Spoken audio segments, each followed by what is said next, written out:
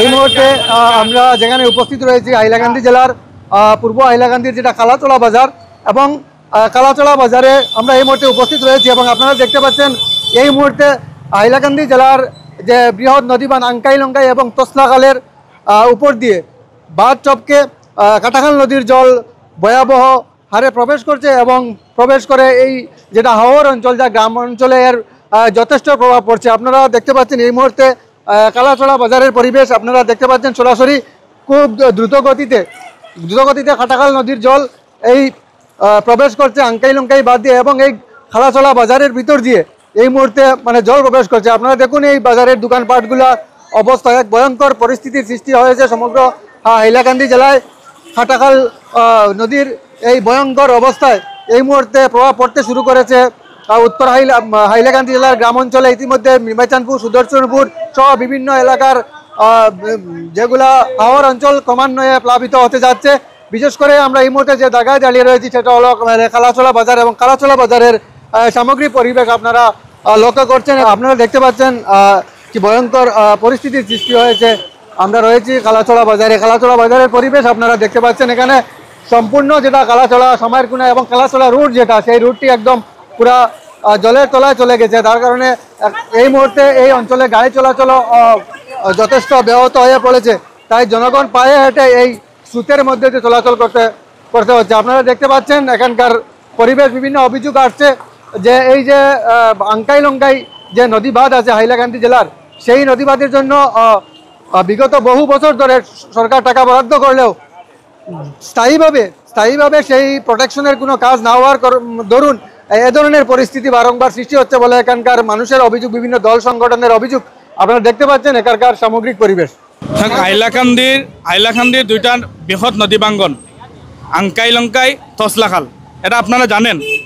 প্রত্যেক বছর আঙ্কাই লঙ্কাই তোসলাখালের মাধ্যম দিয়ে পানি ঢুকে হাজার হাজার পূর্ব হাইলাকান্দির মানুষ জলমগ্ন হয়, হাজার হাজার মানুষের ক্ষতিগ্রস্ত হয়।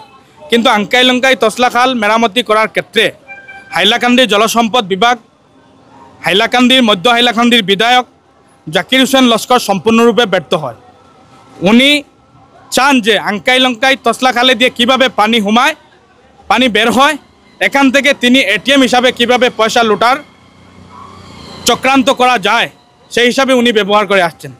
গত বছর আপনারা দেখেছেন যে আমি আঙ্কাই লঙ্কাই তোসলাখাল নদীবাঙ্গন মেরামতি করার ক্ষেত্রে জলসম্পদ বিভাগ, জলসম্পদ মন্ত্রী কৃষক পীযূষ হাজারিকা, হাইলাকান্দির জেলা আয়ুক্তকে বারংবার মেমোরান্ডাম দিয়েছিলাম এবং ডিসি মন্ত্রীকে নিয়ে বারংবার পরিদর্শন করেছিলাম।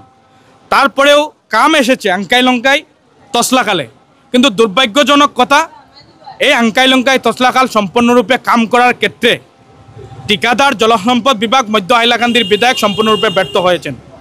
উনি চান যে মধ্য হাইলাকান্দির বিধায়কে যে মেঘ কেমনে হবে, বারিশা কেমনে আসবে এবং পানি কিভাবে বের করা যায় এটিএম হিসাবে ব্যবহার করা যায়, সেটা সম্পূর্ণ ওনার চক্রান্তে, ওনার গাফিলতে, ওনার ব্যর্থতার কারণে আজকে পূর্ব হাইলাকান্দির হাজার হাজার মানুষ এইভাবে জলমগ্ন, এইভাবে জলের তলায় গড়দার হারা, বাড়িঘর হারা, রাস্তাঘাট হারা।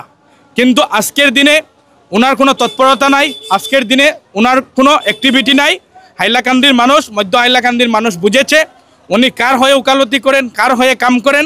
উনি টাকার লোভী মানুষ, উনি টাকা আত্মসাৎ করার চক্রান্তে রচনা করেন, উনি জনতার বিরোধিতা করেন, জনসাধারণের বিরোধিতা করেন। আমরা যেভাবে আগেও ছিলাম, এখনও আছি, ভবিষ্যতেও থাকবো। আমরা হাইলাকান্দির মানুষকে আহ্বান করব এই ধরনের অকর্মণ্য অপদার্থ মানুষকে জনপ্রতিনিধি করা আমাদের কারণে দুর্ভাগ্যজনক। আমরা এদেরকে বর্জন করে আগামী দিনে সৎ নিষ্ঠাবান অ্যাক্টিভিটি একজন মানুষকে জনপ্রতিনিধি বানিয়ে আমাদের হাইলাকান্দি মানুষের উন্নয়নের ক্ষেত্রে, ডেভেলপমেন্টের ক্ষেত্রে আমরা সুযোগ দিতাম। আজকে আপনারা যদি চান, যেটা আঙ্কাই লঙ্কায় কাম আপনাদেরকে জানে, ওয়ার্ক অর্ডার বেরিয়েছিল, কাম করেছিল। যেটা তোসলাখাল রানিং কাম করা হয়েছে, রানিং কাম চলেছে ওনার নেতৃত্বে, মধ্য হাইলাকান্দির বিধায়কের নেতৃত্বে।